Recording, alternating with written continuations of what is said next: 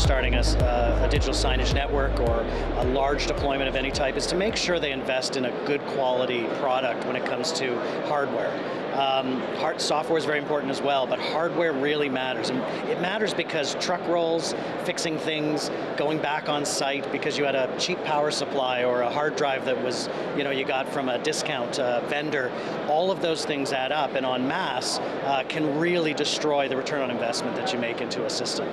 So for us, over the years that I've been doing this, getting a great hard drive is a really important thing. Spending $5 on a power supply for that computer can save you tens of thousands of dollars in the long run. So if you buy the right product, it's going to last a long time, you're not going to have to touch it, and that's going to pay off.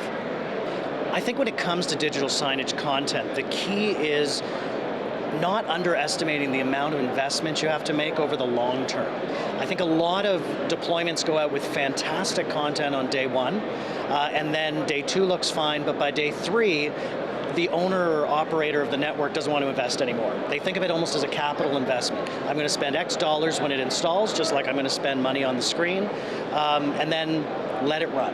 And I think that you can have the most beautiful installation, but if the content isn't there, if the content isn't constantly updated, relevant, and beautiful, all of the investment in the hardware doesn't matter at all. And so invest long-term for the whole life, invest in the same way you would invest in electricity or internet or maintenance on it. You have to invest in content.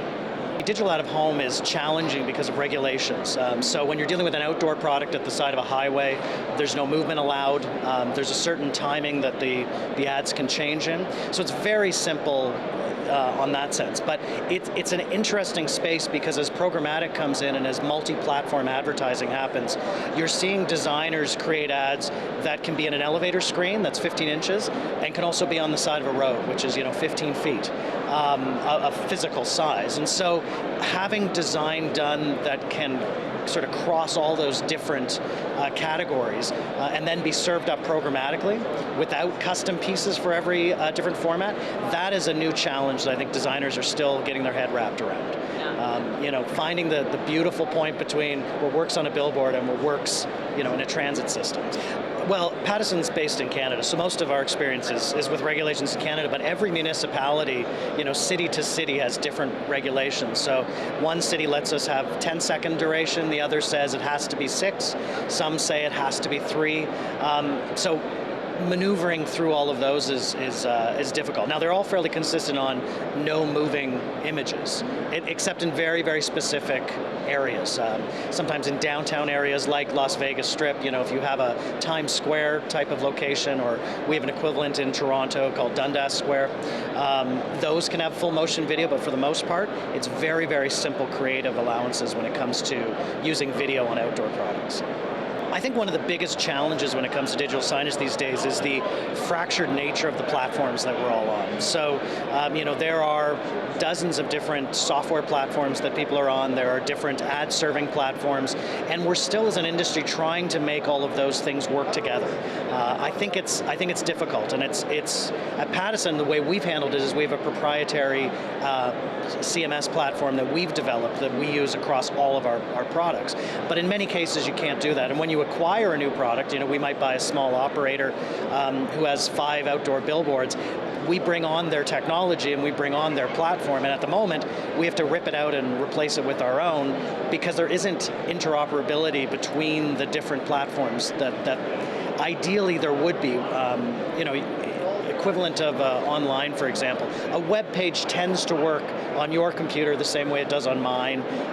Different browsers have different variations, but for the most part, HTML allows for a nice standardized experience for everybody, no matter the device or the technology. So in outdoor and indoor play space, we haven't quite figured that out yet. So I think that's our next big challenge. When it comes to the top 3 mistakes, and we spoke about a few of these before, but one of them is content. Never underestimate the amount of time and resources you should put into content. Great technology is humbled by horrible content, and I see that every day. And so we constantly try to invest in it at Pattison, but we could still do more because it's hard to get that sort of investment in what we do.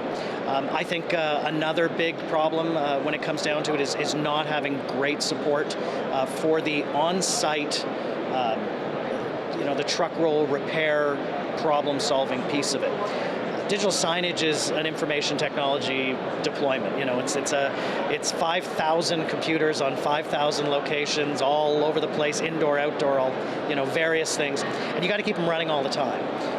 And so having great people that can go out and fix them, great contractors in all parts of the your geography that you cover, it's not easy. There are great companies who can do it, but individual techs have individual skills and weaknesses. So at Pattison, what we've done is built a centralized group that can advise the people in the field really well, and that is something that you can't underestimate how difficult that is, and how a lot of people, a lot of moving parts when it comes to that. So I think that's another place that people underestimate when they're jumping into a deployment like this.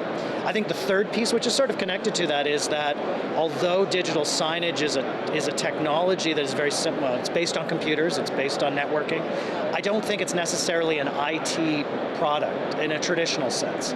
Traditional IT departments, I don't think, really understand how to apply digital signage technology. It's not the same as a laptop or a printer, and so I think some companies are challenged with not having specialists for digital signage. They try to take their IT, who are fantastically talented people worrying about email and laptops and printers, and try to get them to do something that is quite different. So I see that a lot of the time, that it flows into an IT space, and I don't think it has the specialties that it requires. I think the big trend that we're looking at and that we've seen over the last year really change our business is the fine pitch LED products. Moving our business away from video matrix walls into fine pitch LED is something that's happened to us over the last 12 months. And what we found is that the price point and the technology are finally at a point that we can find a good return on it from an advertising model. Not in every location, not with every audience, but in most, we're finding large format can be LED in what we do. What does that mean? It means that we can have unusual shapes, we can have much more creative canvases for advertisers to produce on, and I think that that's really going to drive large, beautiful LED installations over the next couple of years. So I think DSE is a great resource because of the multi-faceted topics that you cover here. So everything from there's topics for advertisers, there's topics for content creators, and then you can get right down into the hardware and the nitty-gritty. So I come to DSE not only to go to a Samsung or an NEC to look at big, beautiful screens, but I love all the guys I say on the periphery. All the little booths with the guys who have the little box that does the little thing that those little boxes can make a difference in what you do. And so I'm always looking for the small and the big when it comes to technology. So I think it's a great place where it all happens at once.